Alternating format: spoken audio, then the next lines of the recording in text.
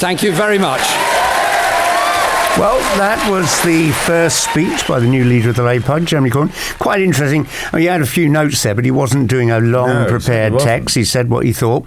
And the thing that strikes me, the scale of his win on the first round. I mean, all this talk about, well, within a few months, Labour MPs will be plotting to get rid of him. That isn't going to happen. And I think what's striking about the speech, the first part, really reaching out to his rivals and his opponents.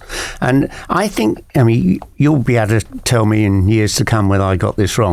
I think this is a turning point. Just like the election of Mrs. Thatcher, people didn't assume she'd dominate British politics in the way she came to. Jeremy's got a core set of beliefs that I think will now connect with people.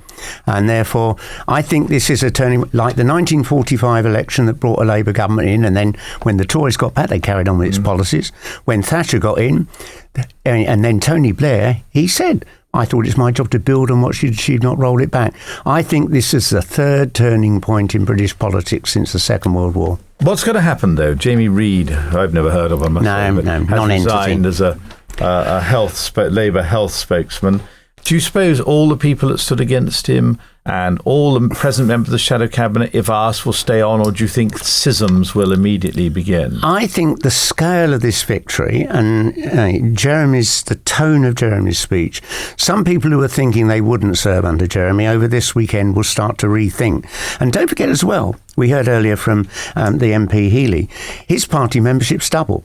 Local Labour parties are not going to be happy with MPs who try and undermine a leader who's been elected. This must be the biggest majority we've ever seen. So, Kenneth, a great day for Labour? I think the most significant turning point in human history since we came down out of the trees 10 million years ago.